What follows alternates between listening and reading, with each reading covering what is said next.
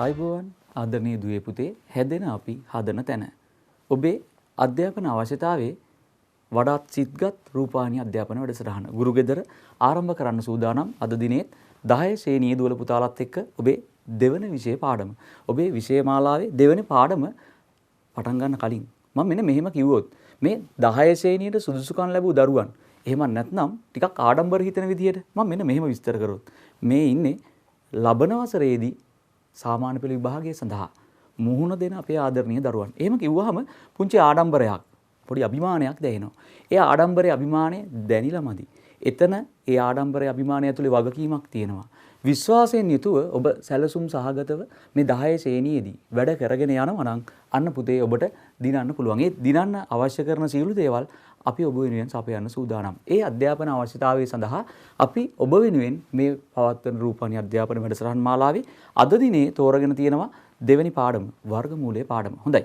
දීපිත අපි බලමු මේ වර්ගමූලයේ පාඩමේ මොනවද අපිට ඉගෙන ගන්න තියෙන්නේ කියලා. එතනට යනකොට වර්ගමූලයේ පාඩම කියලා කිව්වහම ඔබ කල්පනා කරන වර්ගමූලය මම හොඳින්ම දන්නවනේ කියලා. ඔව්.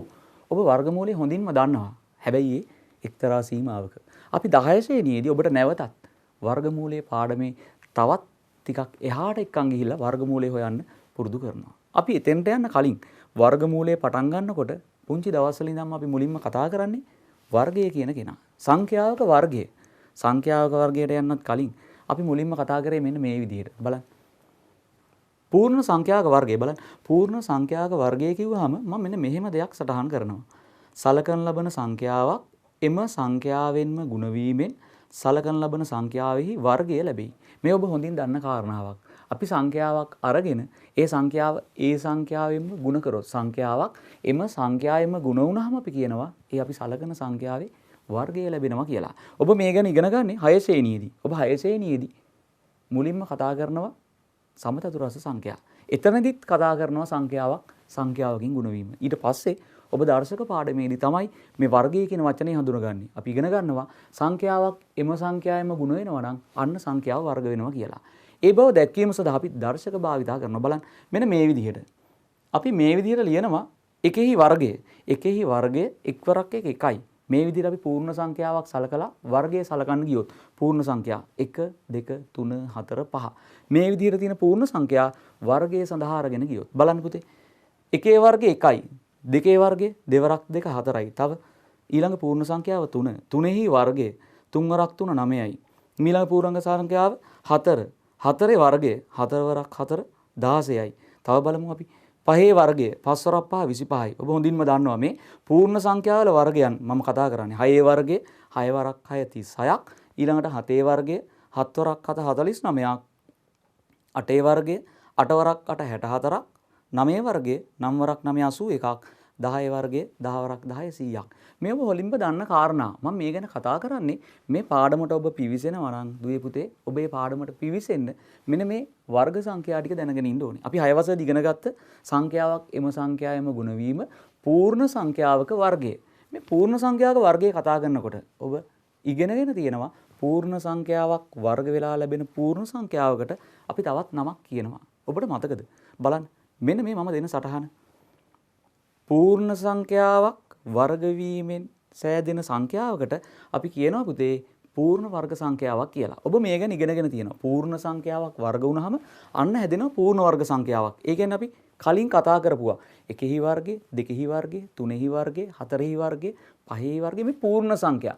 පූර්ණ සංඛ්‍යාවල වර්ගය සැලකුවේ. එහෙමනම් ඒ ලැබුණේ පූර්ණ සංඛ්‍යාවල වර්ගයක් නම් ඔව් ඒ පූර්ණ වර්ග සංඛ්‍යාවන් ලැබුණේ. අපි කලින් කතා කරපු සංඛ්‍යා 10ම පූර්ණ වර්ග සංඛ්‍යා වෙනවා. අපි බලමු මේ සංඛ්‍යා ටික. මෙන්න 1 4 9 16 25 36 49 64 81 100 මේ පූර්ණ වර්ග සංඛ්‍යා 10 ඔබට හොඳින් මතකයි. ඔබ හොඳින් මතක තබාගත යුතුයි. ඒ නිසා මම ඔබට අවධාරණය කියනවා පුතේ නමත් එක්කම අපේ දරුවන්ට අමතක වෙන තැන් පූර්ණ වර්ග සංඛ්‍යා කිව්වහම ටක් ගාලා මතක් වෙන්න ඕනේ. පූර්ණ වර්ග සංඛ්‍යාවක් කියනවා පූර්ණ සංඛ්‍යාවක් වර්ග වුණාට පස්සේ ලැබෙන සංඛ්‍යාවකට. මේ තියෙන පුතේ පූර්ණ වර්ග සංඛ්‍යා. අපේ පාඩම පූර්ණ වර්ග සංඛ්‍යා නෙමෙයි. අපේ පාඩම වර්ගමූලය. අපි යමු එතනට. බලන්න. මම මෙන්න මේ විදිහට කියනවා. සංඛ්‍යාවක වර්ගමූලය ගැන. දැන් කතා කරන්න යන්නේ සංඛ්‍යාවක වර්ගමූලය ගැන. අපි එතනදී වර්ගමූලය විස්තර කරනවා බොහොම සරලව. මෙන්න මේ විදිහට. බලන්න. සංඛ්‍යාවක් ලැබීමට වර්ග වී ඇති සංඛ්‍යාව මගින් එම සංඛ්‍යාවෙහි වර්ගමූලය දැක්වේ. අපි කියනවා සංඛ්‍යාවක් ලැබෙන්න වර්ග වුණු සංඛ්‍යාවට අපි කියන්නේ සංඛ්‍යාවේ වර්ගමූලය කියලා. දැන් සරලයි. අපි පූර්ණ වර්ග සංඛ්‍යා කතා කරානේ. එහෙමනම් පූර්ණ වර්ග සංඛ්‍යාවල වර්ගමූලය බොහොම පහසුවෙන් අපිට කියන්න පුළුවන්. අපි කලින් ඉගෙනගෙනත් තියෙනවා. වර්ගමූල ලකුණ. ඔබ ඒ බවත් හොඳින් හඳුනනවා. බලන්න. මම මේ සටහන් කරන අගේ එකෙහි වර්ගමූලය. එකෙහි වර්ගමූලය කිව්ව ගමන් ඔබ හඳුන ගන්නවා. එක හැදෙන්නේ, එක ලැබෙන්නේ එකෙහි වර්ගයෙන්. එහෙමනම් එකෙහි වර්ගමූලය අපි සටහන් කරනවා 1යි කියලා. මේ විදිහට අපි ඊළඟට වර්ගමූලය මම ඔබෙන් ඇහුවොත් අපි වර්ගමූලය දන්නේ කාගේද? ඔබට ඉක්මනින් මතක් වෙන්න ඕනේ. අපි පූර්ණ වර්ග සංඛ්‍යාවල තමයි වර්ගමූලය බොහොම පහසුවෙන් පූර්ණ සංඛ්‍යාවක් විදිහට ප්‍රකාශ කරන්නේ. එහෙනම් අපි ඉක්මනින් සටහන් කරලා බලමු. මෙන්න පුතේ මම සටහන් කරනවා 4ේ වර්ගමූලය 2යි. 4 ලැබෙන්නේ දෙකෙහි වර්ගයෙන්. 4ේ වර්ගමූලය 2යි කියලා කියනවා. මේ බලන්න. 9ේ වර්ගමූලය 3යි කියලා ලැබෙනවා. 3 වරක් 3 9යි. 16ේ වර්ගමූලය 4යි. 16 ලැබෙන්නේ 4 වර්ග වීමෙන්. මේ බලන්න. 25ේ වර්ගමූලය 5යි. 25 ලැබෙන්නේ 5 වර්ග වීමෙන්. අපි තව ටිකක් ඉස්සරහට කතා කරමු. 36ේ වර්ගමූලය 6යි. 49ේ වර්ගමූලය 7යි. 64ේ වර්ගමූලය 8යි. 81ේ වර්ගමූලය 9යි. 100 වර්ගමූලය 10යි. මේ ඔබ දන්න කාරණා. මේ දේවල් මතක් කරන්නේ දීපුතේ. ඔබ 10 ශ්‍රේණියේදී මේ ඉගෙන ගන්න යන වර්ගමූලය කියන කොටස නිවැරදිව තහවුරු කරගන්න නම් ඉගෙන ගන්න නම් ඔබ මේ සම්බන්ධව මුලින්ම දැනගෙන සිටිය යුතුයි. ඔබ දන්න දේවල් මතක් කරනකොට මෙතන අපි මේ කතා කරන්නේ දුවේ පුතේ පූර්ණ වර්ග සංඛ්‍යාවක වර්ගමූලය. පූර්ණ සංඛ්‍යාවක් වර්ග වීමෙන් ලැබෙන සංඛ්‍යාවක් පූර්ණ වර්ග සංඛ්‍යාවක් 1 4 9 16 25 36 49 64 81 100 මේ 100 වෙනකන් තියෙන පූර්ණ වර්ග සංඛ්‍යා 10යි. හොඳින් මතක තියාගන්න. ඒ සංඛ්‍යාවල වර්ගමූලය අපි පූර්ණ සංඛ්‍යාවක් විදිහට බොහොම පැහැදිලිව ප්‍රකාශ කරන්න දන්නවා. හරි. පූර්ණ වර්ග සංඛ්‍යාවක වර්ගමූලය අපේ දරුවන්ට හොයන්න පුළුවන්. ඒ දේවල් ටික කතා කරන ගමන් මොනවද 10 ශ්‍රේණියේදී ඉගෙන ගන්න යන්නේ. පුතේ අපි දැන් කතා කරනවා පූර්ණ වර්ග සංඛ්‍යාවක් නොවන සංඛ්‍යාවක වර්ගමූලය සෙවීම. පූර්ණ වර්ග සංඛ්‍යාවක් නොවන සංඛ්‍යාවක වර්ගමූලය සෙවීම. මොකක්ද කරන්න තියෙන්නේ? බලමු. පූර්ණ වර්ග සංඛ්‍යාවක් නොවන සංඛ්‍යාවක වර්ගමූලය පූර්ණ සංඛ්‍යාවක් නොවේ කියනවා. ඒ බව නම් පැහැදිලිනේ. මොකද පූර්ණ සංඛ්‍යාවක් වර්ග වුණොත් තමයි පූර්ණ වර්ග සංඛ්‍යාවක් හැදෙන්නේ. පූර්ණ වර්ග සංඛ්‍යාවක් නෙමෙයි නම් ඒ පූර්ණ සංඛ්‍යාවක් වර්ග වෙලා නෙමෙයි. ඒ කියන්නේ යා පූර්ණ සංඛ්‍යාවක් වර්ගමූලයේ විදිහට තියාගන්නේ නැහැ. වර්ග වුණ සංඛ්‍යාව එයා දශම සංඛ්‍යාවක් වෙන්න ඕනේ. මේ දශම සංඛ්‍යාව හොයන්න ගියාම අන්න පොඩ්ඩක් අපි අවස්ථාවයටපත් වෙන තැනක්. එතනදී ගණනය කිරීමක් කරන්න වෙනවා. මේ මතකයෙන් කියන වැඩක් නෙමෙයි. පූර්ණ වර්ග සංඛ්‍යාවක වර්ගමූලය අපි මතකයෙන් කිව්වට අපිට මෙතන මේ පූර්ණ වර්ග සංඛ්‍යාවක් නොවනකොට වර්ගමූලය ඒ විදිහට ප්‍රකාශ කරන්න බැරුව යනවා. අන්න ඒ නිසා මෙන්න විකල්පයක් අරන් එනවා. බලන්න. ඒ අනුව පූර්ණ වර්ග සංඛ්‍යාවක් නොවන සංඛ්‍යාවක් සඳහා ආසන්න අගයක් වර්ගමූලය ලෙස ලබාගත හැක. දැන් ආසන්න අගයක් ලබා ගන්න හදන්නේ. ඇයි? හරියට මගේ කියන්න බෑ. බැරි නිසා අපි ආසන්න අගයකට යනවා. ඒ යනකොට මොකද කරන්නේ? මෙන්න කියනවා පුතේ අලුත් කතාවක් බලන්න. එවැනි ආසන්න අගයක් සන්නිකර්ෂණයක් යයි කියනු ලැබේ. මේ අලුත් වචනයක් අපි කියනවා මේ ආසන්න අගයක් ලබා ගන්න වර්ගමූලය අපිට හරියටම කියන්න බැරි නිසා අපි වර්ගමූලය සඳහා ආසන්න අගයක් ප්‍රකාශ කරන්න හදනවා. පූර්ණ වර්ග සංඛ්‍යාවක් නොවන විට අන්න ඒ ආසන්න අගය ලබා ගැනීම ඒකට කියනවා පුතේ සන්නිකර්ෂණයක් කියලා. අපි සන්නිකර්ෂණ අගයක් ලබා ගන්න හදන්නේ පූර්ණ වර්ග සංඛ්‍යාවක් නොවන සංඛ්‍යාවක වර්ගමූලය සඳහා. බලමු කොහොමද මේ සන්නිකර්ෂණය කරන්න කියලා. ආකාර කීපයක් තියෙනවා. අපි 10 ශ්‍රේණියේදී කතා කරන්නේ පුතේ මෙන්න මේ සන්නිකර්ෂණ ක්‍රමය. බලන්න. අපි කියනවා වර්ගමූලය පළමු දශම ස්ථානයේ සන්නිකර්ෂණය. එහෙමත් නැත්නම් පළමු සන්නිකර්ෂණයට වර්ගමූලය කියලා. අපි පළමු සන්නිකර්ෂණයට වර්ගමූලය කෙටියෙන් කියනවා. එහෙම නැත්නම් ටිකක් විස්තර කරලා කියනවා වර්ගමූලය පළමු දශම ස්ථානයට සන්නිකර්ෂණය කිරීම කියලා. මොකක්ද මේ සන්නිකර්ෂණයෙන් දැන් කරන්න හදන්නේ? ආසන්නගේ ලබා ගන්නේ කොහොමද? අපි දැන් ඒ ගැන කතා කරමු. මෙන්න ඔබ හඳුනා ගන්න ඕන පළවෙනි ලක්ෂණය. වර්ගමූලයේ අවශ්‍ය සංඛ්‍යාවෙහි දෙපසින් පිහිටි පූර්ණ වර්ග සංඛ්‍යා දෙක හඳුනා ගන්න කියනවා. පළවෙනි කාරණාව ඔබට වර්ගමූලය සෙවිය යුතු නම් පූර්ණ වර්ග සංඛ්‍යාවක් නොවන විට පළමු සන්නිකර්ෂණයට වර්ගමූලය හොයන්න යන්නේ. එහෙමනම් ඔබ දෙපසින් පිහිටි පූර්ණ වර්ග සංඛ්‍යා දෙක හොයා ගන්න ඕනේ. මොකක්ද මේ කියන කතාව? අපි බලමු. මම මෙන්න සංඛ්‍යාවක් තෝරගන්නවා. වර්ගමූල 18. 18 කිව්වහම 18ේ වර්ගමූලය පූර්ණ සංඛ්‍යාවක් වෙන්න බෑ. මොකද මේ පූර්ණ වර්ග සංඛ්‍යාවක් නෙමෙයි. අන්න එහෙම වෙලාවට ඔබ මුලින්ම තෝරගෙන ඉන්න ඕනේ මේ සංඛ්‍යාවට දෙපසින් වූ පූර්ණ වර්ග සංඛ්‍යා දෙක කවුද කියලා. බලන්න. අපි දන්න පූර්ණ වර්ග සංඛ්‍යා 1 4 9 16 25. ඔන්න 18 ඉන්නේ 16 සහ 25 අතර. බොහොම සරල හඳුනා ගැනීමක්. ඒකයි මම කලින් කිව්වේ. ඔබ මෙතනට එන්න නම් පූර්ණ වර්ග සංඛ්‍යා හඳුනගෙන ඉන්න ඕනේ. මතකයේ ඇතුවේ ඉන්න ඕනේ. 1 4 9 16 25 කියනකොට 18 ඉන්නේ 16ත් 25ත් අතර. එහෙමනම් මෙන්න මම කියනවා 18 16ත් 25ත් අතර සංඛ්‍යාවක්. ඒ කියන්නේ 18 වර්ගමූලය 16 වර්ගමූලයත් 25 වර්ගමූලයත් අතර විය යුතුයි. මෙන්න මේ හඳුනා ගැනීම මුලින් ඔබට කරන්නම වෙනවා. බලමු අපි තවත් උදාහරණයක්ම තෝරගෙන. මේ බලන්න. මම ඊළඟට තෝරගන්නවා වර්ගමූල 77. වර්ගමූල 77 කිව්ව ගමනොත් ඔබ දන්නවා මේ පූර්ණ වර්ග සංඛ්‍යාවක් නෙමෙයි. ඔබ මුලින්ම කල්පනා කරන්න ඕනේ ඔබ දන්න පූර්ණ වර්ග සංඛ්‍යා 1 4 9 16 25 36 49 64 81. ඔන්න හරි. 64 81 77 කියන්නේ 64ත් 81ත් අතර සංඛ්‍යාවක්. එහෙමනම් 77 දෙපසින් වූ පූර්ණ වර්ග සංඛ්‍යා දෙක 64 සහ 81 කියන සංඛ්‍යා දෙක. එහෙමනම් මම සටහන් කරනවා 77 64ත් 81ත් අතර ඉන්නේ. එහෙමනම් වර්ගමූල 77 යගයත් වර්ගමූල 64ත් වර්ගමූල 81ත් අතර අගයක් විය යුතුයි කියලා. හොඳයි පුතේ. අපි බලමු තවත් එක උදාහරණයක්. දැන් නම් ඔබට කාරණාව පැහැදිලි. වර්ගමූල 91 පූර්ණ වර්ග සංඛ්‍යාවක් නෙමෙයි. ඉක්මනින් කල්පනා කරන ඔබ දන්න පූර්ණ වර්ග සංඛ්‍යා 1 4 9 16 25 36 49 64 81 100 91 ඉන්නේ 81ත් 100ත් අතර සංඛ්‍යාවක් විදිහට. එහෙමනම් 91කින් දෙපසින් වූ පූර්ණ වර්ග සංඛ්‍යා දෙක. එකක් 81 එකක් 100. ඒ නිසා මට කියන්න පුළුවන් මෙන්න මේ විදිහට බලන්න. මම සටහන් කරනවා 91හි වර්ගමූලය වර්ගමූල 81ත් වර්ගමූල 100ත් අතර අගයක් වෙන්න ඕන කියලා. දැන් බලන්න තවම හඳුනා ගැනීමක් කරා විතරයි. කුමන පූර්ණ වර්ග සංඛ්‍යා දෙක අතර පිහිටනවද කියලා. තවම සන්නිකර්ෂණයක් ලැබුණේ නැහැ. මොකක්ද අපි ඊළඟට කරන්න ඕනේ? මෙන්න පුතේ කාරණාව බලන්න. එම දෙපස පිහිටි පූර්ණ වර්ග සංඛ්යා දෙකෙහි වර්ගමූල දෙක අතර අගයක් ලෙස සලකන ලබන සංඛ්‍යාවෙහි වර්ගමූලයේ පිහිටයි කියනවා. මේ අපි සලකපු පූර්ණ වර්ග සංඛ්‍යා දෙකේ වර්ගමූලයන් දෙක අතර අගයක් තමයි අපි සලකන සංඛ්‍යාවේ වර්ගමූලය වෙන්න ඕනේ. ඒ බව නම් ඔබට පැහැදිලි. හැබැයි ඒ අගේ ගලපගන්නේ කොහොමද? දැන් අපි බලමු එක ගලපන විදිහ. කලින් ලබාගත් උදාහරණයකින්ම. මම අරගන්නවා වර්ගමූල 18. වර්ගමූල 18 පළමු සන්නිකර්ෂණයට වර්ගමූලය සොයන්න. පළමු සන්නිකර්ෂණයට යන්න හදන්නේ. පළමු සන්නිකර්ෂණය කිව්වහම අපි කලිනුත් කිව්වා දශම ස්ථාන එකකට ආසන්න පළමු දශම ස්ථානයට තමයි අපි මේ සන්නිකර්ෂණය ලබා ගන්න. එහෙමනම් ලැබෙන පිළිතුර දශම ස්ථාන එකක් සහිත සංඛ්‍යාවක් වෙන්න ඕනේ. බලමු කොහොමද ඒක ගලපගන්නේ කියලා. දැන් මම ගෙනියන්න හදන්නේ අර කලින් අපි හොයාගත්ත දේවල් ටිකට. වර්ගමූල 18 16ත් 25ත් අතර අගයක්. 16 වර්ගමූලය 4යි 25 වර්ගමූලය 5යි. ඔබ බොහොම හොඳින් දන්න කාරණා. මම සටහන් කරන යගයන් දෙක. 16 වර්ගමූලය 4යි 25 වර්ගමූලය 5යි කියලා. දැන් කාරණාව 18 වර්ගමූලය මේ සංඛ්‍යා දෙක අතර 4ත් 5ත් අතර විය යුතුයි.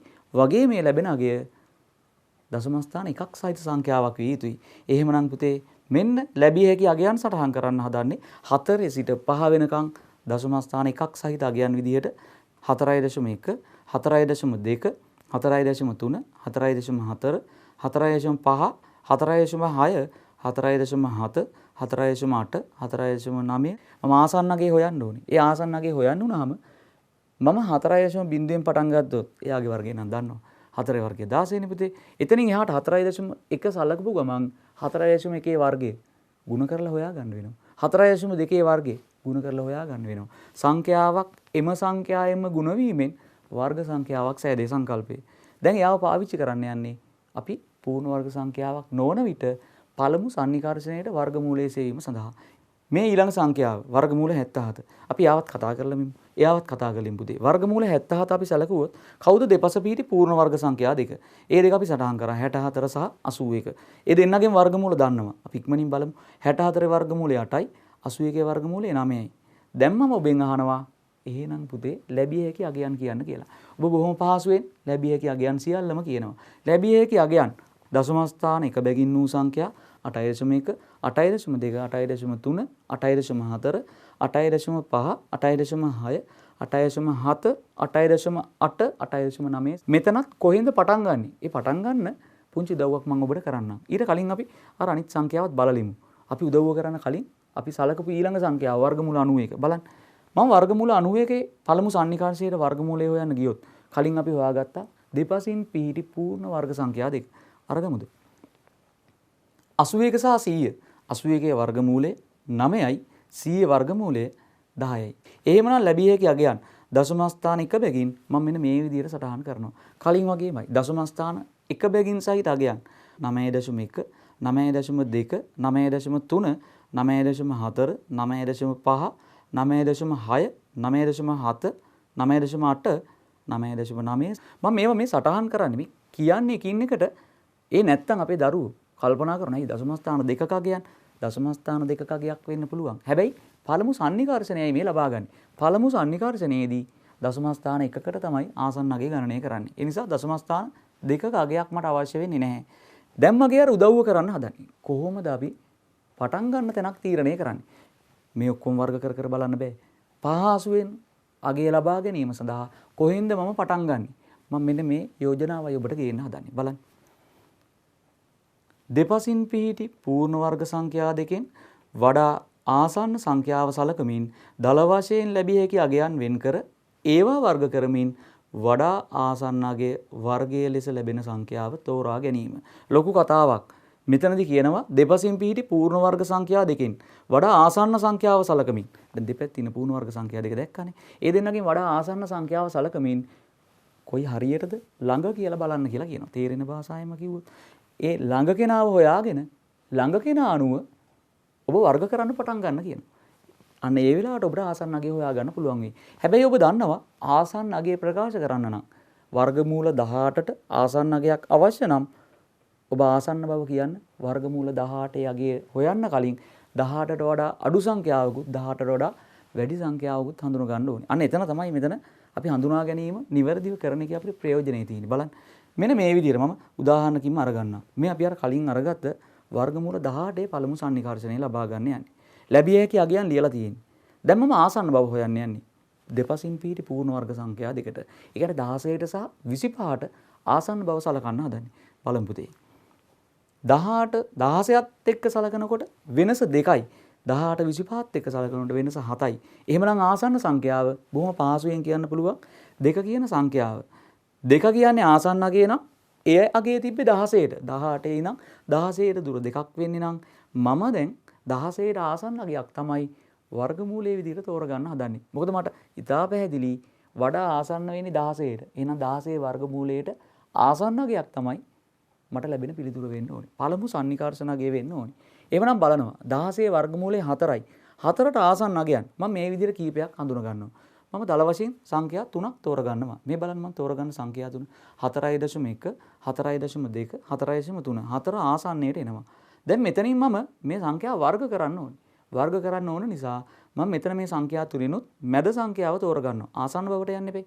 4.2 සලකන්නේ වර්ගේ. 4.2 වර්ගේ. ඔබ 4.2 වර්ගය හොයන්න ඒකට නම් ගුණ කරලා බලන්න වෙනවා පුතේ. මම දැන් මෙතනදී වර්ගය ගෙනල්ලා දුන්නා. එහෙම ඔබට විභාගයේදී හැම වෙලාවෙම වර්ගය සටහන් කරලා දෙන්නේ නැහැ. නොදෙනවා කියන්නේ නැහැ. විභාගයට දෙන්නත් පුළුවන්. හැම වෙලේම දෙන්නේ නැහැ. ඒ නොදෙන වෙලාවට ඔබ 4.2 වර්ගය හොයන්න ඕනේ. 4.2 නැවතත් 4.2කින් ගුණ කිරීම. මම වර්ග කරලා ගෙනාවා අගේ 17.64යි කියලා. දැන් මේ අගේ 18ට වඩා අඩුයි. අපි මොකද කිව්වේ? ආසන්න අගේ අවශ්‍ය කරන්නේ දෙපසින් වූ සංඛ්‍යා දෙකක් අවශ්‍යයි. 18ට වඩා අඩු අගයක් ලැබිලා. එහෙමනම් ඊළඟට හොයන්න ඕනේ 18ට වඩා වැඩි වෙන අගයක්. 4.2කින් ලැබෙන්නේ 18ට වඩා අඩු වර්ගයක් නම් එහෙනම් වැඩි කරන්න 4.3ට යන්න ඕනේ. 4.2ට වඩා වැඩි වෙන්න 4.3 වර්ගය ගන්නවා. 4.3 වර්ගය 18.49. මේ තියෙන්නේ 4.3 වර්ගය නම් දැන් 18ට වඩා වැඩි. මට අවශ්‍ය කරන්නේ ආසන්න අගේ. බලමු ආසන්න අගේ. 18 කියන සංඛ්‍යාව 17.64ට තියෙන වෙනස බලනකොට තියෙනවා පුතේ 0.36ක අගයක්. ඊළඟට බලමු 18.49ට තියෙන වෙනස. 18.49ට තියෙන වෙනස. මෙන්න තියෙනවා පුතේ 0.49ක්. මට අවශ්‍ය කරන්නේ ආසන්න කාටද කියලා හොයාගන්න. පළමු සන්නිකර්ෂණේ ආසන්න අගය ලබා ගන්න හදන්නේ. මෙන්න ආසන්න අගය 0.36යි කිව්වහමයි ආසන්න බව දැක්වෙන්නේ. එහෙමනම් මේ 0.36ක ආසන්න අගය ලබා දෙන්නේ 4.2 වර්ගයෙන්. 4.2 වර්ගයෙන් නම් 18ට ආසන්න අගය ලැබෙන්නේ 18 වර්ගමූලය ආසන්න වශයෙන් සමාන වෙන්න ඕනේ 4.2ට. පළමු සන්නිකර්ෂණයේ වර්ගමූලය ආසන්න වශයෙන් සමාන අගය ලබා ගැනීම. මේ ආසන්න වශයෙන් සමාන අගයක්. ආසන්න වශයෙන් සමාන නිසා අපි මෙතන සමාන ලකුණ භාවිතා කරන්නේ නැහැ. අපි මෙන්න මේ විදිහට සටහන් කරනවා 18 වර්ගමූලය ආසන්න වශයෙන් සමානයි. එම නැත්නම් පළමු සන්නිකර්ෂණයේ වර්ගමූලය 4.2යි කියලා. දැන් මේ වැඩේ අපිට අර අනික් සංඛ්‍යා දෙකත් එක්කත් ගලපන්න පුළුවන් නම් ඔබ ඔන්න පළමු සන්නිකර්ෂණයට වර්ගමූලය සෙවීම සඳහා සූදානමින් පවතින දරුවෙක් බවට පත් වෙනවා. බලමු. දැන් මගෙත් එක්කම මේ වැඩේ කරන්න උත්සාහ කරන්න. බලන්න පුතේ. අපි ඊළඟට තෝරගත්ත සංඛ්‍යාව වර්ගමූල 77. පළමු සන්නිකර්ෂණයට අගය හොයන්න යන්නේ. බලනවා. අපි ලැබිය හැකි අගයන් ටිකක් දැන් සූදානම් කරගෙන ඉන්නේ. අපි කිව්වා පටන් ගන්න තැනක් ඕනේ. පටන් ගන්න තැන අපි හොයා ගන්නවා දෙපසින් පිහිටි පූර්ණ වර්ග සංඛ්‍යා දෙකට ආසන්න බව සලකමින්. අපි ආසන්න බව බලමු. 77ට 64ට තියෙන දුර වෙනස 13ක් කියලා එනවා. ඊළඟට අපි 81 සිට වෙනස 4ක් කියලා එනවා. වෙනස ළඟ වෙනකොට තමයි ආසන්න බව දැක්වෙන්නේ. එහෙමනම් ආසන්න අගය 81 කියන සංඛ්‍යාවට තමයි 77 ආසන්න වෙන්නේ. දෙපසින් පිහිටි පූර්ණ වර්ග සංඛ්‍යා දෙකකින්. එහෙමනම් අපි දැන් තෝරගන්න ඕනේ 81 වර්ගමූලයත් එක්ක ආසන්න වෙන අගයක්. 81 වර්ගමූලය 9යි. 9ට ආසන්න වෙන අගයන් අපි තෝරන්න ගත්තොත් 8.1 8.2 8.3 අනේ අගයන් නම් තෝරලා හරියන්නේ නැහැ. මොකද ඒ තියෙන්නේ 64 වර්ගමූලයට ආසන්න වෙන අගයන්. 64ට දුර වැඩි ආසන්න බව සැලකුවේ 81ටයි ආසන්න 81ට ආසන්න අගයන් 8.5න් එහාටවත් ගන්න වෙනවා. මම තෝරගන්නවා මෙන්න මේ විදිහට ලැබිය හැකි අගයන් තුනක්. බලන්න. මම තෝරගන්නවා පුතේ මෙන්න මේ අගයන් තුන. 8.7 8.8 සහ 8.9. අපි කිව්වා දැන් වර්ග කරලා බලන්න වෙනවා. අපි මේ හොයාගත්ත සංඛ්‍යාවල වර්ගය සලකන්න වෙනවා. දැන් අපි යමු වර්ගය සලකන්න. බලන්න. මම තෝරගන්නවා 8.8 වර්ගය මුලින්ම. 8.8 වර්ගය. ඔබ 8.8න් ගුණ කරලා වර්ගය අගය ලබා ගන්න ඕනේ. මම වර්ගය අගය අරගෙන ආවා. 8.8 වර්ගය 77.44 කියලා ලැබෙනවා. මේ ලැබුණ අගය අපි කල්පනා කරනවා 77ට වඩා අඩුද වැඩිද කියලා. මේ 74ට වඩා ඔව් වැඩි අගයක්. මට දෙපසින් පිහිටි අගයන් මගින් තමයි ආසන්න බව සලකන්න වෙන්නේ. එහෙමනම් දැන් අවශ්‍ය කරන්නේ 74ට වඩා අඩු අගයක්. තෝරගත්තේ 8.8 අගය අඩු කරන්න ඕනේ. එහෙමනම් ඔබට යන්න වෙනවා 8.7 කියන සංඛ්‍යාවට. 8.7 වර්ගයේ සලකමු. බලන්න පුතේ. 8.7 වර්ගය මම සටහන් කරගෙන තියෙනවා 75.69යි කියලා. මේ 8.7 වර්ගයේ 74ට වඩා අඩු අගයක්. දැන් හරි. 74ට වඩා අඩු අගයක් 74ට වඩා වැඩි අගයක් අනුයාත දශම ස්ථාන එකක සංඛ්‍යා දෙකක් වර්ග කිරීමෙන් ලැබුණා. මට ඕනේ ආසන්න අගය. ආසන්න බව සලකන්න ඔබ වෙනස ලබා ගත යුතුයි. අපි වෙනස අරගෙන බලමු. 77.44 සලකනකොට 77ට වෙනස 0.44යි කියලා ලැබෙනවා. අනික් සංඛ්‍යාව 75.69. බලන්න වෙනස තියෙනවා 77ට 1.31ක්. මට අවශ්‍ය කරන්නේ ආසන්න අගය. 0.44ක වෙනසක් 1.31ක වෙනසක් ආසන්න අගය. 0.44ක වෙනස ආසන්න බව දැක්වෙන නිසා මම තෝරගන්නවා පුතේ මේ 0.44ක් ආසන්න අගයක් දෙන වෙනස 0.44ක් කරගන්න වර්ග සංඛ්‍යාව විදිහට 8.8 වර්ගයේ 77.44 කියන අගේ. පළමු සන්නිකර්ෂණයේ වර්ගමූලය දශම ස්ථාන එකකට 77 වර්ගමූලය ආසන්න වශයෙන් සමාන වෙනවා 8.8 වර්ගයේ අගයට. ඒක නිසා අපි අරගන්නවා 77 වර්ගමූලය ආසන්න වශයෙන් සමානයි 8.8යි කියලා. මේ තියෙන්නේ පුතේ පළමු සන්නිකර්ෂණයේ වර්ගමූලය ගණනය කිරීම. බොහොම පහසු වැඩක්. හැබැයි ඔබ පරිස්සමෙන් ගලපන්න ඕනේ. අන්නේම පරිස්සමෙන් ගලපගෙන යනවා නම් බොහොම පහසුවෙන් ගණනය කිරීම කරලා අවසන් කරන්න පුළුවන් ඔබට පළමු සන්නිකර්ෂණයේ වර්ගමූලය සෙවීම සඳහා. දැන් ඔබ ගණන් දෙකක්ම මගෙත් එක්ක හැදුවා. බලමු තවත් සංඛ්‍යාවක් අපි තෝරගෙන පූර්ණ වර්ග සංඛ්‍යාවක් නෝන සංඛ්‍යාවක් අපි අර කලින් අරගත්ත 91ම අරගන්නවා. 91 වර්ගමූලය හොයන්න යන්නේ. අපි කරපු වැඩ අනුයාත දෙපසින් පිහිටි පූර්ණ වර්ග සංඛ්‍යා දෙක තේරුවා. 81 සහ 100 දෙන්නගේ වර්ගමූල සැලකුවා. 9 සහ 10 දශම ස්ථාන එක බැගින් වූ අගයන් අරගත්තා. ඒ අරගෙන ඉවරලා ආසන්න අගයට යන්න ඕනේ. මම එතනදී ඔබට උදව්වක් කරා. ඔබ පැහැදිලිව වටහා ගන්නවා නම් මේ දෙපසින් වූ පූර්ණ වර්ග සංඛ්‍යා දෙකෙන් 91 ආසන්න කාටද කියලා. අපි බලමු 91 ආසන්න කාටද? 81ට ඇති වෙනස. වෙනස තියෙනවා 10ක් කියලා. 100 සිට 91ට ඇති වෙනස තියෙනවා 9ක් කියලා. වඩා ආසන්න සංඛ්‍යාව. වඩා ආසන්න වෙන්නේ වෙනස 9ක් වෙනකොට. හැබැයි 9 සහ 10 දෙන්නම පුතේ එක ළඟ අගයන්. ආසන්න වෙන්නේ නම් 100ට. හැබැයි දෙන්නම එක ළඟ අගයන් වෙනකොට ඔබට පැහැදිලි වෙන්න ඕනේ මේ 91 කියන සංඛ්‍යාව අපි දෙපසින් සලකපු පූර්ණ වර්ග සංඛ්‍යා දෙකෙහි මැදට කිට්ටු වෙන්නයි ඉන්නේ. මැදට ආසන්න වෙන්න ඉන්නවා නම් එතනදී ඔබ 100ට ආසන්නයි කියලාත් හඳුන ගන්න ගමන්ම මැදට ආසන්නයි කියලාත් හඳුනගත්තා නම් ඔබ පැහැදිලිවම තෝරගන්නේ මැදටත් ආසන්න වෙන. හැබැයි මැදට වඩා වැඩි වෙන අගයන් තුනක්. බලන්න මම තෝරගන්නවා මෙන්න මේ විදිහට. මැද අගයක් වෙන්න ඕනේ කියලා දැනුන නිසා 9.5ත් එක්කම 9.5 9.6 සහ 9.7 කියන සංඛ්‍යා තුන. හරි. දැන් ඔන්න සංඛ්‍යා තුනක් තෝරගත්තා. මට ඕනේ වඩා ආසන්න සංඛ්‍යාව. පළමු සන්නිකර්ෂණයේ වර්ගමූලය. වර්ග කරලා බලන්න වෙනවා. මේ සංඛ්‍යා තුනෙන් එකක් තෝරගමු. මම කිව්වා මැද සංඛ්‍යාව තෝරගත්තා නම් තරමක් පහසුයි. එතකොට වැඩි වෙනවද අඩු වෙනවද සලකලා අගේ තීරණය කරන්න පුළුවන් දෙවනුවට වර්ග කරන්නේ කවුද කියලා. මම තෝරගන්නවා මුලින්ම 9.6. 9.6 අරගෙන වර්ග කරන්නයි යන්නේ. බලමු. 9.6 වර්ගය 92.16යි කියලා ලැබෙනවා. මේ 9.6 වර්ගය 92.16ක්. මට අවශ්‍ය සංඛ්‍යාව 91. මේ අගේ 91ට වඩා වැඩි අගයක් විදිහටයි ලැබුණේ. ආසන්න බව සලකන්න නම් දෙපසින් වූ අගයන් දෙකක් අවශ්‍ය වෙනවා. දෙපසින් 91ට වැඩි අගයක් අවශ්‍යයි. 91ට අඩු අගයක් අවශ්‍යයි. දැන් ලැබිලා තියෙන්නේ 91ට වඩා වැඩි අගයක්. එහෙමනම් ඔබ හොයන්න ඕනේ 91ට වඩා අඩු අගයක්. අගේ අඩු කරන්න ඕනේ. 9.6 වර්ග කරේ. අගේ අඩු කරන්න නම් ඔබ 9.6ට පස්සේ සලකන්න ඕනේ 9.5 කියන සංඛ්‍යාව. 9.5 වර්ගය බලමු අරගෙන. 9.5 වර්ගය 9.5 9.5න් ගුණ කරනවා අගේ ලැබෙනවා 90.25යි කියලා. 90.25ක් අපේ අවශ්‍යතාවයේ තිබුණේ 91ට වඩා අඩු අගයක්. හරි. 90.25යි කියන්නේ දුවේ පුතේ 91ට වඩා අඩු අගයක්. දැන් තෝරන්න ඕනේ මේ දෙපස පිහිටි සංඛ්‍යා දෙකෙන් ආසන්න සංඛ්‍යාව කවුද කියලා. ආසන්නගේ සන්නිකර්ෂණය කරන්න හදන්නේ. ආසන්නගේ තෝරන්න අපි කලිනුත් ඉගෙන ගත්තා. වෙනස සලකන්න වෙනවා. මේ ලැබුණු වර්ග සංඛ්‍යා දෙකට මේ ලැබුණු වර්ග සංඛ්‍යා දෙකට අපිට වර්ගමූලය අවශ්‍ය කරන 91 සිට ඇති වෙනස ගණනය කරන්න වෙනවා. අපි වෙනස හොයමු. බලන්න මුලින්ම අපි හොයාගෙන තියෙන 92.16ක්. වෙනස හොයන්න 91ක් අඩු කරලා බලනවා. බලන්න 92.16න් 91ක් අඩු කරාම වෙනස ලැබෙනවා 1.16යි කියලා. 1.16ක වෙනසක් 91 සිට 1.16ක් වැඩි වෙන්න තමයි තියෙන්නේ. දැන් අඩු සංඛ්‍යාවට යනවා 99.25 කියන සංඛ්‍යාවට. 99.25ට අපි වෙනස හොයන්න යන්නේ. 91 සිට ඇති වෙනස බලමු. 91න් 99.25ක් අඩු කරනවා 0.75 කියලා ලැබෙනවා.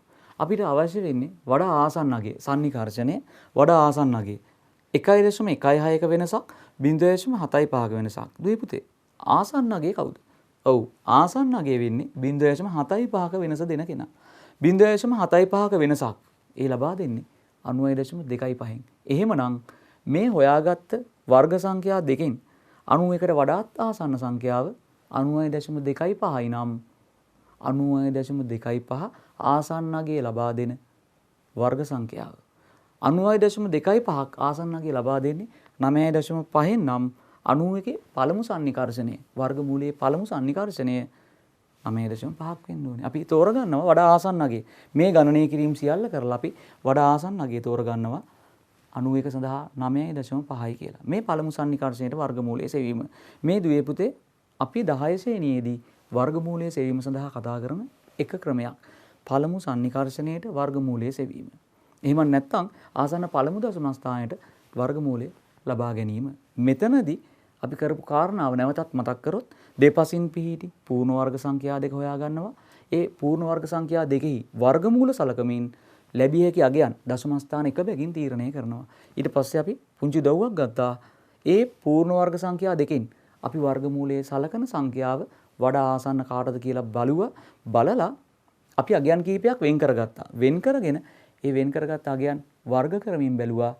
අපි සලකන සංඛ්‍යාවට දෙපසින් වූ වර්ග අගයන් දෙකක් ලැබෙනකම් අපිට දෙපසින් වූ අගයන් දෙක ලැබුණාම ඊළඟට ආසන්න බව ලබා ගන්න අපි වෙනස සැලකුවා. වෙනස සලකනකොට පුතේ වඩා අඩු වෙනසක් ආසන්න බව අපිට ලැබෙනවා. ආසන්න බව ලැබුණු ගමන් අපි පළමු සන්නිකර්ෂණයට වර්ගමූලයේ විදිහට අනේ ආසන්නගේ ලබා දුන් වර්ගය හදපු සංඛ්‍යාව වර්ග වූ සංඛ්‍යාව වර්ගමූලයේ විදිහට ලබා ගත්තා. මේ පළමු සන්නිකර්ෂණයට වර්ගමූලයේ සෙවීම. මේ ක්‍රමය අපිට භාවිතා කරන්න පුළුවන් ඒ දශම ස්ථාන එකකට පිළිතුරු ලබා ගන්න විතරයි. අපි වර්ගමූලය හොයන්න තවත් විදිහක් කතා කරනවා. මේ පාඩමේ අපි ආකාර දෙකකට වර්ගමූලය හොයනවා. බලන්න ඊළඟට කතා කරන කාරණාව. මෙන්න මේ විදිහට කියනවා. සාධාරණ ක්‍රමයට වර්ගමූලයේ සෙවීම. සාධාරණ ක්‍රමයට වර්ගමූලයේ සෙවීම කියලා කියන්නේ. එතෙන්දී විස්තරය මම මෙන්න මෙහෙම කියලා තියෙන්නේ. බලන්න. ඕනෑම සංඛ්‍යාවක වර්ගමූලයේ සෙවීම සඳහා මෙම ක්‍රමය භාවිතා කළ හැක. ඕනෑම සංඛ්‍යාවක වර්ගමූලයේ සෙවීම සඳහා එහෙම කියන්නේ හේතුවක් තියෙනවා. මොකද කලින් අපි සන්නිකර්ෂණය කරේ එතනදී පූර්ණ වර්ග සංඛ්‍යාවක් නෙමෙයි කියලා. පූර්ණ වර්ග සංඛ්‍යාවක් නොවනකොට දෙපසින් පිහිටි පූර්ණ වර්ග සංඛ්‍යා දෙක සලකමින් අපි ආසන්න අගයක් ලබා ගත්තේ දශම ස්ථාන එකක් සඳහා. දැන් මෙතනදී කියන ඕනෑම සංඛ්‍යාවක් කියලා. කවුද ඕනෑම සංඛ්‍යාව? ඒ කියන්නේ පූර්ණ වර්ග සංඛ්‍යාවක් වුණත් ඔබට වර්ගමූලය හොයන්න පුළුවන්. පූර්ණ වර්ග සංඛ්‍යාවක් නොවුණත් ඔබට වර්ගමූලය හොයන්න පුළුවන්. මේ සාධාරණ ක්‍රමේ භාවිතා කරලා. මේ සාධාරණ ක්‍රමේ මේ සඳහා තවත් කියනවා පුතේ බෙදීමේ ක්‍රමයට වර්ගමූලයේ සෙවීම කියලාත්. අපි එක්තරා බෙදීමක් පාවිච්චි කරන්නේ. එහෙම කිව්වම කල්පනා වෙනවා. අපෝ අපි දීර්ඝ බෙදීම දන්නවනේ. නෑ, ඒ දීර්ඝ බෙදීම නෙමෙයි. ඊට වඩා වෙනස්. මේ අපි වර්ගමූලය හොයන්න යන්නේ බෙදීමේ ක්‍රමයක් භාවිතා කරනවා. සාධාරණ ක්‍රමයට වර්ගමූලය හොයද්දී පූර්ණ වර්ග සංඛ්‍යාවක් උනත් පූර්ණ වර්ග සංඛ්‍යාවක් නොඋනත් ඔබට වර්ගමූලය ගණනය කරන්න පුළුවන්. වගේම වැදගත් කාරණාවක් සන්නිකර්ෂණයේදී පළමු සන්නිකර්ෂණය කරද්දී දශම ස්ථාන එකක අගයක් විතරයි. හැබැයි සාධාරණ ක්‍රමයට වර්ගමූලය වෙනකොට ඔබට දශම ස්ථාන ඕනෑම ගණනක් සඳහා වර්ගමූලය ගණනය කරන්න පුළුවන්. පූර්ණ වර්ග සංඛ්‍යාවක් නෙමෙයි නම් ඔබට අවශ්‍ය දශම ස්ථාන ගණන සඳහා නිවැරදිව ඔබට වර්ගමූලය ගණනය කරන්න පුළුවන්. හැබැයි ඒ ලැබෙන්නේ ආසන්න අගයක්. ඒ ආසන්න අගය අපිට අවශ්‍ය ස්ථානයේ කරා හොයාගෙන යන්න කොහොමද අපි වර්ගමූලය ගණනය කරන්න ඕනේ? අන්න ඒ දේ තමයි දැන් පුරුදු වෙන්නේ. කොහොමද අපි මේ විදිහට වර්ගමූලය ගණනය කරන්නේ? බලන්න මම ඔබට මුලින්ම මේ සඳහා ලබා දෙන කාරණාව. මෙන්න මේ කාරණාව. මුලින්ම කියනවා පුතේ සංඛ්‍යාවක දශම චිතෙහි සිට දෙපසට එම සංඛ්‍යාව ඉලක්කම් දෙකෙන් දෙකට වෙන් කර ගැනීම. මෙන්න මේ වැඩේ කරගෙන ඉන්න ඕනේ. සංඛ්‍යාවක් දුන්නාම එයාගේ දශම චිතේ ඉඳන් දෙපසට මේ සංඛ්‍යාව ඉලක්කම් දෙකෙන් දෙකට වෙන් කර ගන්න ඕනේ. ටිකක් වෙනස් වැඩක්. අපි පුරුදු වෙමු. බලන්න. ඒකෙදි මට සංඛ්‍යාවක් ලැබෙනවා. මෙන්න මම මුලින්ම තෝරගන්න සංඛ්‍යාව. වර්ගමූලය හොයන්න තියෙනවා 1156. දැන් කෙනෙක් කල්පනා කරනවා කෝ ඒ කිව්ව දශම තිත කියලා. දශම තිතේ ඉඳන් දෙපසට නම් කෝ ඒ කිව්ව දශම තිත. පූර්ණ සංඛ්‍යාවක් ලැබිලා තියෙන්නේ. පූර්ණ සංඛ්‍යාවක් ඔබ ස්ථානියගේ දන්නවා. එක ස්ථානයේ සලකනකොට මේ තියෙන එක ස්ථානයේ එක ස්ථානයට පසු අපි කියනවා දශම තිත තියෙනවා. තියලා අපිට අවශ්‍ය නම් දශම කොටස සඳහා බිඳුව බැගින් ලියා ගන්න පුළුවන්. දශම ස්ථාන සියල්ලම බිඳුව බැගින් සහිත සංඛ්‍යාවක් තමයි පූර්ණ සංඛ්‍යාවක් කියලා කියන්නේ. එහෙනම් මේ පූර්ණ සංඛ්‍යාවේ දශම තිතක් තියෙනවා. ඒ දශම තිත තියෙන්නේ එක ස්ථානයකට පසු දශම තිත අවශ්‍ය කරනවලු. එහෙනම් මම මුලින්ම සංඛ්‍යාව මෙන්න මේ විදිහට සටහන් කරගන්නවා. බලන්න. බෙදීමේ ක්‍රමයක් භාවිතා කරන්න යන්නේ. මම කිව්වේ සාධාරණ ක්‍රමේදී බෙදීමේ ක්‍රමයක් භාවිතා කරන්න යන්නේ. දශම තිතෙහි සිට දෙපසට ඉලක්කම් දෙකෙන් දෙකට සංඛ්‍යාව වෙන් කරගන්න ඕනේ. එහෙම වෙන් කරගත්තට පස්සේ පළවෙනි කොටස ඔබට පැහැදිලිව පේනවා 11 තියෙන්නේ. ඊට පස්සේ 56 තියෙනවා. ඊට පස්සේ බිංදු දෙකක් තියෙනවා. ඉලක්කම් දෙක බැගින්. දැන් මොකද කරන්නේ? මෙන්න කියනවා ඔබ වර්ගමූලය හොයන්න පටන් ගන්න විදිය. පළමු ඉලක්කම හෝ ඉලක්කම් දෙකට අදාළ සංඛ්‍යාව හෝ ඊට ආසන්න අඩු පූර්ණ වර්ග සංඛ්‍යාව භාවිතයෙන් පහත පරිදි අගය සටහන් කිරීම. දැන් මෙතෙන්දි කරන්න යන්නේ පළමු ඉලක්කම හෝ ඉලක්කම් දෙකට අදාළ සංඛ්‍යාව. මෙතන නම් ඉලක්කම් දෙකක සංඛ්‍යාවක් 11. එයා පූර්ණ වර්ග සංඛ්‍යාවක් වෙනවද බලනවා. නැත්නම් ඊට ආසන්න අඩු පූර්ණ වර්ග සංඛ්‍යාව භාවිතා කරනවලු. ආසන්න අඩු පූර්ණ වර්ග සංඛ්‍යාව 11 පූර්ණ වර්ග සංඛ්‍යාවක් නෙමෙයිනේ. ඔබ දන්නවා 11ට අඩු ආසන්න පූර්ණ වර්ග සංඛ්‍යාව 9 කියන සංඛ්‍යාව. දැන් යාව තමයි භාවිතා කරන්න පටන් ගන්න හදන්නේ. බෙදීමේ ක්‍රමයකට යනවා කිව්වේ. මෙතනදී පුතේ අපි කරන්නේ මේ සාධාරණ ක්‍රමයට වර්ගමූලය හොයද්දී 9 කියන අගේ හඳුන ගන්නවා. 11 පූර්ණ වර්ග සංඛ්‍යාවක් නෙමෙයි පළවෙනියට තිබුණු ඉලක්කම් දෙකේ සංඛ්‍යාව. ඊට අඩු පූර්ණ වර්ග සංඛ්‍යාව 9. 9 කියන්නේ 3 වර්ගයේ 3 වරක් 3. එහෙමනම් 3 වරක් 3 9ක් වෙන නිසා මෙන්න මේ විදිහට අපි අගය සටහන් කරනවා බලන්න. 11 ඊට අඩු ආසන්න පූර්ණ වර්ග සංඛ්‍යාව හදා ගන්නවා 3 වරක් 3න් 3 වරක් 3 කියන්නේ 9යි කියලා මේ විදිහට අගය සටහන් කරගෙන ඔන්න දැන් අපි ඉස්සරහට යන්න හදන්නේ. මෙතනදී අර පරණ පුරුදු විදියටම ඔබට ඉතිරි සටහන් කරගන්න පුළුවන්. 11න් 9ක් 2යි මම ඉතිරි සටහන් කරගෙන යනවා ඉස්සරහට. හරි. ඔන්න අපි දැන්ට කරපු වැඩේ ආයෙ මතක් කරොත් මෙතනදී කියනවා පළමු ඉලක්කම හෝ ඉලක්කම් දෙකට අදාළ සංඛ්‍යාව. තනි ඉලක්කමක ගයක් නෙමෙයි ඉලක්කම් දෙකක සංඛ්‍යාවක් 11 තිබ්බේ. එයාම හෝ ඊට අඩු පූර්ණ වර්ග සංඛ්‍යාව 11 පූර්ණ වර්ග සංඛ්‍යාවක් නෙමෙයි ඊට අඩු පූර්ණ වර්ග සංඛ්‍යාව 9. 9 හැදෙන්නේ කොහොමද? 9 කියන්නේ 3හි වර්ගය. 3 වරක් 3 9යි. ඒ නිසා සටහන් කරනවා 3 වරක් 3 9යි කියලා. ඒ සටහන් කරලා ඉතිරි සටහන් කරගත්තා. මේ අර පරණ පුරුදු බෙදීම නෙමෙයිනේ. මොකක්ද ඊළඟට කරන්නේ? මෙන්න පුතේ ඊළඟට කියන කාරණා බලන්න. ඊළඟට කියනවා ඉන්පසු ඇති ඉලක්කම් දෙක පහළට ගැනීම. ඉන්පසු ඇති ඉලක්කම් දෙකම එකපාර පහළට ගේන්න ඕනේ. අපි දීර්ඝ බෙදීමේදී කරන්නේ ඉලක්කමෙන් ඉලක්කම පහළට කියන එකනේ. දැන් ඉලක්කම් දෙකම පහළට ගේනවා. ඉතිරි දෙකක් තිබුණා. ඊට පසු 11ට පස්සේ 56 තිබ්බා. 56ම පහළට එනවා. 56ම පහළට ආව ගමන් දැන් 256ක් ලිය වෙනවා. මොකක්ද දැන් මේ 256ත් එක්ක කරන ගනුදෙනුව? මේ වර්ගමූලයේ සෙවීමේ ක්‍රමයේදී පුතේ හැම වෙලාවෙම අපි අගය සටහන් කරනවා. ඒ සටහන් කරන අගය එකම අගය වෙන්න ඕනේ. එතනට අපි උදව්වක් කරගන්නවා මෙන්න මේ විදිහට. මේ උදව්ව ඔබ හොඳින්ම තේරුම් ගන්න ඕනේ. වගේම මතකේ තියෙන්න ඕනේ. අපි ගණන් දෙකක් තුනක් හදනකොට ඔබට ඒ කාරණාව මතක තබා ගන්න පුළුවන් වෙනවා. පැහැදිලි වෙනවා. අපි බලමු. මෙන්න පුතේ මේ සාධාරණ ක්‍රමේ දරුවන්ට වරදින දරුවන්ට අමතක වෙන වැදගත්ම තැන. මෙන්න මෙහෙම කාරණාවක් ඔබ දැනගෙන සිටිය යුතුයි. එවිට ලැබෙන අගයට ඉදිරියෙන් කියන්නේ මේ 256ට ඉදිරියෙන් පහත පරිදි ඉරට උඩින් නැති සංඛ්‍යාවේ දෙගුණය සටහන් කිරීම. ඉරට උඩින් නැති සංඛ්‍යාවේ දෙගුණේ පහත පරිදි සටහන් කිරීම. කොහොම මුකුත් සටහන් කරලා නැහෙනි. ඔව්. දැන් අපි සටහන් කරන්න යන්නේ. ඉරට උඩින් නැති අගේ. අපි පිළිතුර ලබා ගන්න ඉරට උඩින්නේ. ඉරට උඩින් තියෙනවා පුතේ 3ක්. ඒ ඇති සංඛ්‍යාවේ දෙගුණය 3හි දෙගුණය මෙන්න අරගෙන එනවා. 3හි දෙගුණය අරන් ඇවිල්ලා අර අපි ලියාගත්ත සංඛ්‍යාවට ඉදිරියෙන් සටහන් කරගන්න කියනවා. 256ට ඉදිරියෙන් 3හි දෙගුණය 3 වරක් 2 6යි කියලා සටහන් කරනවා. මේ තමයි දරුවන්ට අමතක වෙන තැන. වගේම දරුවෝ මතක තබා ගත යුතුම තැන. මෙතන වැරදුනොත් ඔබට සාධාරණ ක්‍රමයට වර්ගමූලය ගණනය කරන්න වෙන්නෙම නැහැ. ඒ නිසා ඔබ හොඳින් මතක තියාගත යුතුයි ඉරට උඩින් මේ වන විට ඇති සංඛ්‍යාව මුලින්ම දෙගුණ කර අරගෙන ඉන්න ඕනේ අපි ඔය දැනට අපි හොයාගෙන තියෙන 256 ඉදිරියට. දැන් හරි. දෙගුණ කරලත් ගෙනාවා. දැන් මොකක්ද ඊළඟ සම්බන්ධය? ඊළඟ සම්බන්ධයත් පුතේ දැන් අපි අර කලින් භාවිතා කරපු සම්බන්ධය වගේම තමයි. කලින් මතක් කරන්න 11 තිබුණා. අපි කිව්වා එක්ක 11ම සංඛ්‍යාවක් විදිහට ලබා ගන්න පූර්ණ වර්ග සංඛ්‍යාවක් විදිහට. ඒ නැතිනම් 11ට අඩු පූර්ණ වර්ග සංඛ්‍යාව තෝරන්න කියලා. ඒක අරගත්තේ අපි 3 වරක් 3 9යි කියලා. 3 වරක් 3 9යි කියලා. මෙතනදී තව පුංචි වෙනස් වැඩක් අපි ඉගෙන ගන්නවා. මේ බලන්න.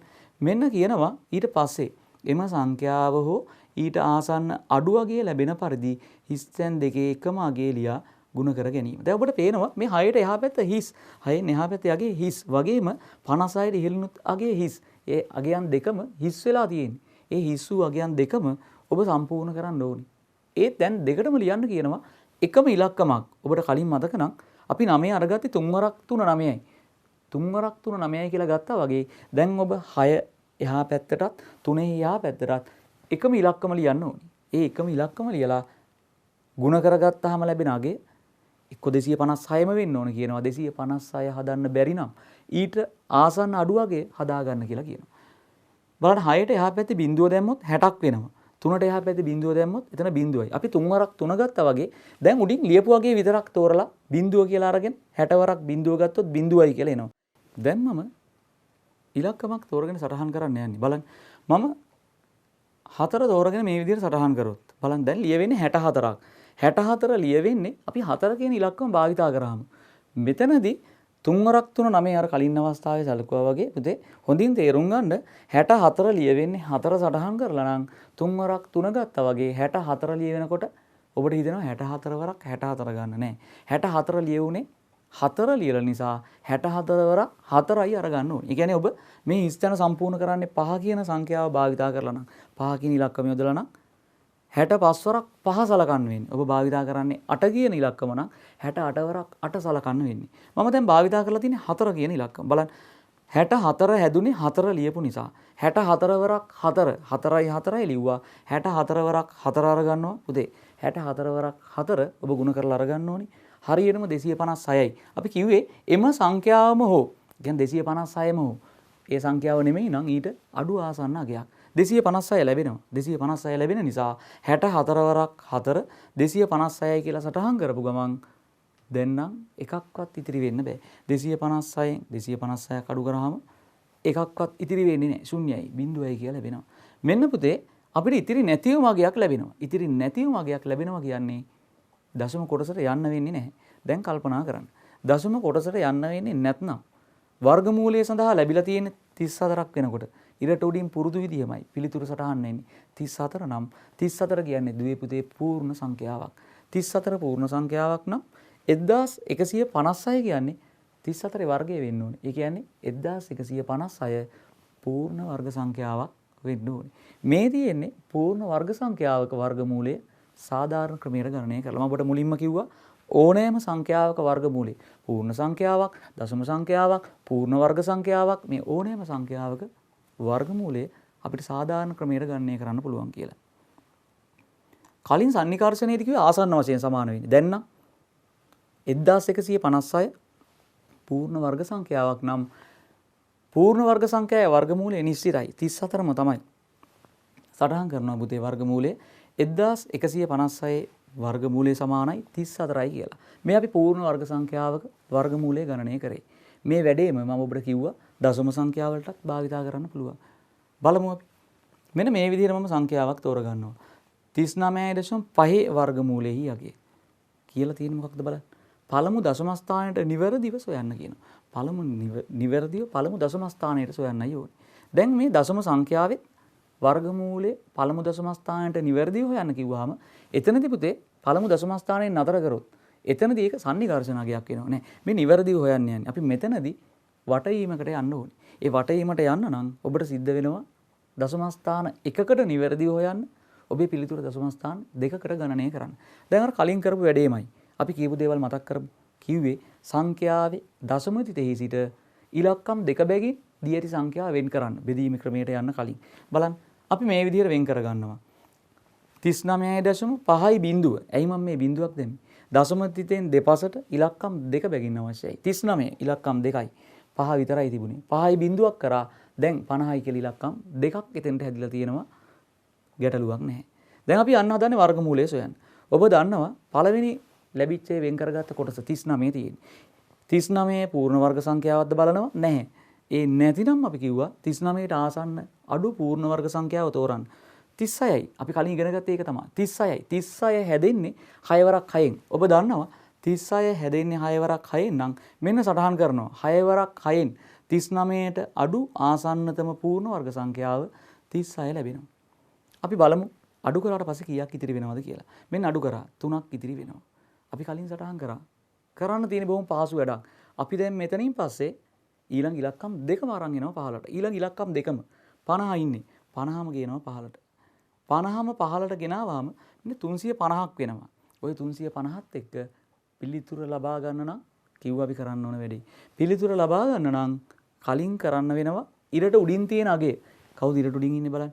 6ක් තියෙන්නේ. ඒ ඉරට උඩින් නැති අගය දෙගුණ කර ওই 350 ඉදිරියට රැගෙන එන්න ඕනේ. 6 දෙගුණ කරන්න ඕනේ. 6 දෙගුණ කරාම 12යි. වැඩේ පහසුයි. කල්පනාවේ තියෙනවා නම් 6 දෙගුණ කරාම 12යි. 12ක් ලැබෙනවා. දැන් 12ට එහා පැත්තේ හිස් තැනකුත් තියෙනවා. 50ට උඩින් හිස් තැනකුත් තියෙනවා. මේ හිස් තැන් දෙකටම අපි අගයක් සටහන් කරන්න ඕනේ. මේ හිස් තැන් දෙකටම අපි අගය සටහන් කරන්න ඕනේ. කාරණාව එකම ඉලක්කම වෙන්න ඕනේ. වගේම අපි කිව්වා මෙතනට සටහන් කරන ඉලක්කමත් එක්ක ලැබෙන අගය ඒ ඉලක්කමෙන්ම ගුණ කරාම එක 350 ලැබෙන්න ඕනේ. නැත්නම් 350ට අඩු ආසන්නතම අගය ලබා ගන්න ඕනේ.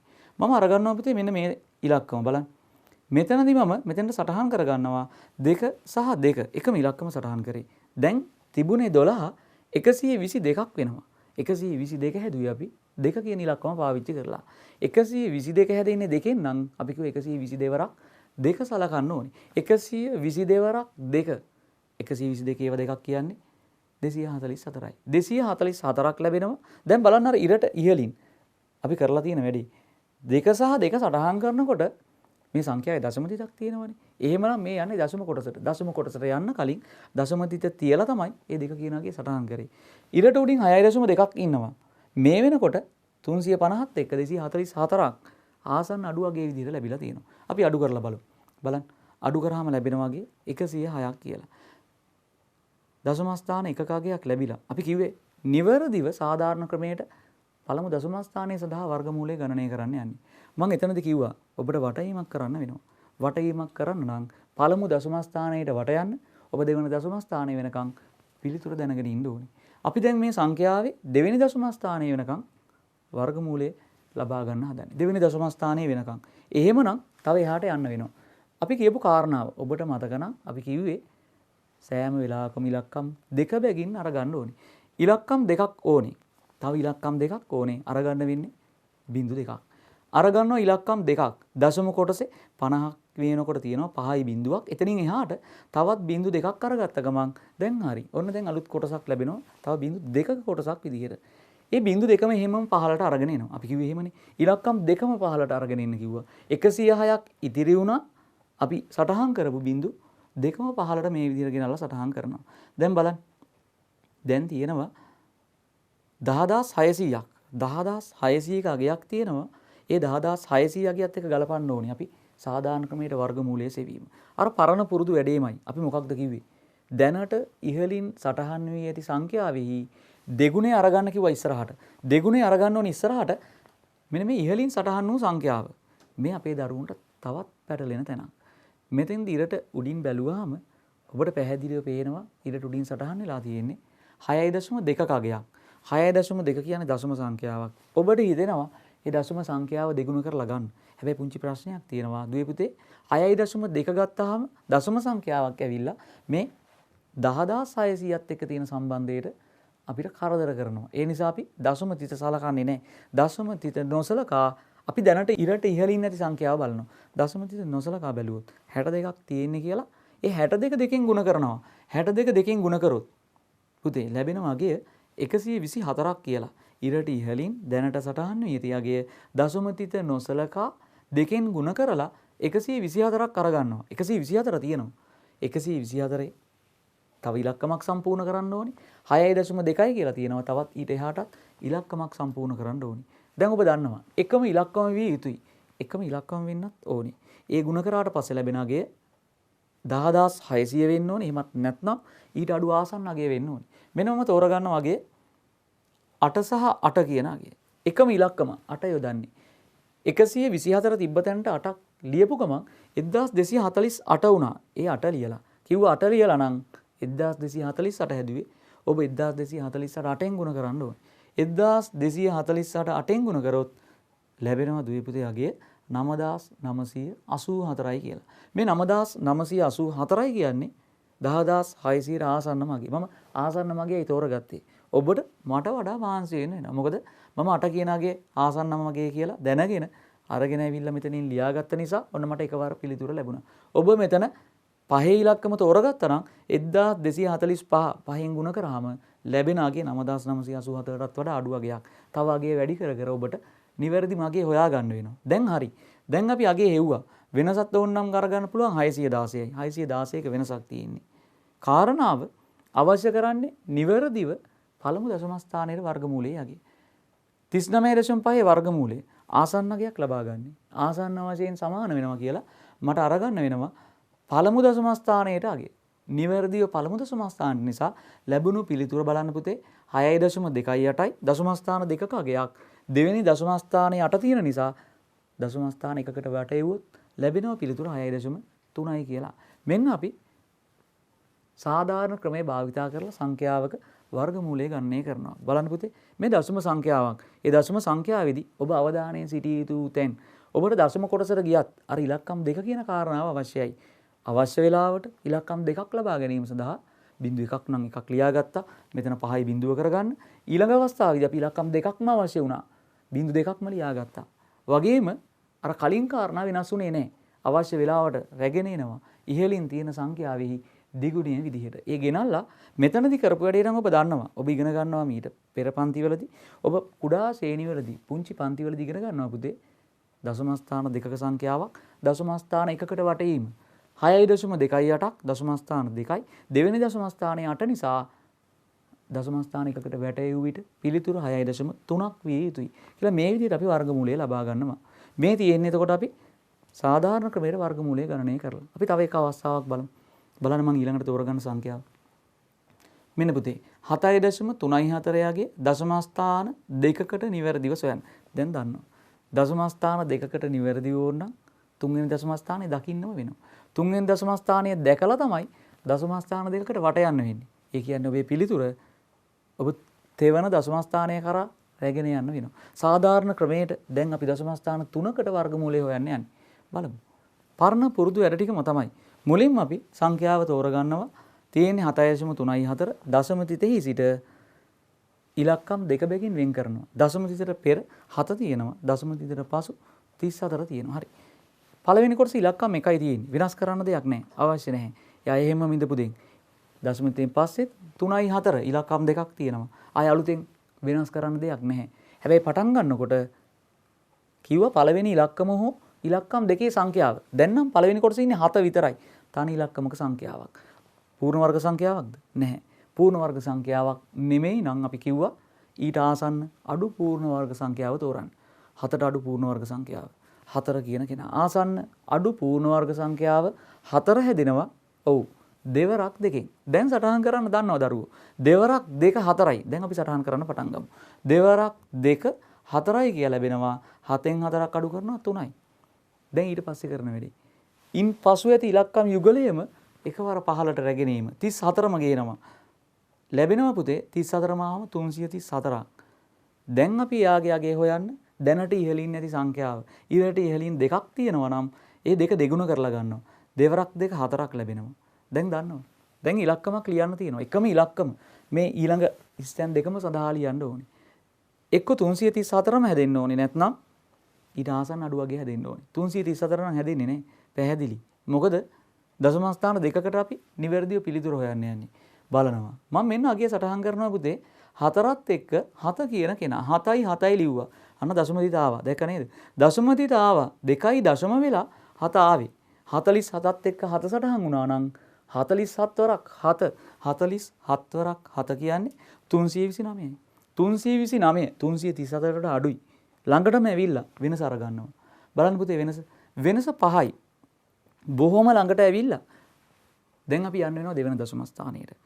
දශම ස්ථානයට යන්න නම් තව ඉලක්කම් යුගලයක් ඕනේ. කවුරුත් නැහැ. කරන වැඩේ ඔබ දන්නවා. තවත් බිංදු දෙකක් අරගන්නවා මෙන්න මේ විදිහට. ඒ බිංදු දෙක අරගෙන එනවා පහලට. ඒ බිංදු දෙකම පහලට ගෙනාපු ගමන් දැන් 500ක් වෙනවා. දැන් ඉතිරි තැන 500ක් වුණා. ඒ 500 අගයට ඉදිරියෙන් අගය සටහන් කරන විදිය දන්නවා. දැන් මටත් කලින් දරුවන්ට මේ වැඩේ කරගෙන යන්න පුළුවන්. ඉරට ඉහළින් 2.7 දශම තිත සලකන්න එපා කිව්වා. 27 දෙගුණ කරලා ගන්නවා. 27 ඒවා දෙකක් 54යි. 54ත් සමග තව ඉලක්කමක් සටහන් කරන්න ඕනේ. අර 7ට එහා පැත්තෙනුත් ඒ ඉලක්කම ලියන ගමන්. හිතන්න නිකමට එකේ ඉලක්කම සටහන් කරොත් 541 ඒවා එකක් 541යි. 500ටත් වඩා වැඩි. ඒ කියන්නේ එක ලියන්නත් බෑ.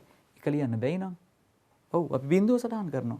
මෙන්න පුතේ අපි බිඳුව සටහන් කරනවා 540 ඒවා බිඳුවක් කියලා ලිව්වේ. 540 බිඳුවක්. 540 බිඳුවක් කියන්නේ 500ම තමයි. දැන් ඉතිරි සටහන් කරනවා. 500න් බිඳුවක් අඩු කරාම 500යි කියලා ලැබෙනවා. ප්‍රශ්නේ තිබුණේ දශම ස්ථාන දෙකකට නිවැරදිව වර්ගමූලය ගණනය කරන්න. අපි කිව්වා දශම ස්ථාන දෙකකට වර්ගමූලය අවශ්‍ය නම් ඔබ දශම ස්ථාන 3කට වර්ගමූලය හොයා ගන්න ඕනේ. දශම ස්ථාන දෙකකට දැනට වර්ගමූලය ලැබිලා තියෙනවා. තුන්වෙනි දශම ස්ථානයකට යන්න නම් තවත් ඉලක්කම් යුගලයක් අවශ්‍යයි.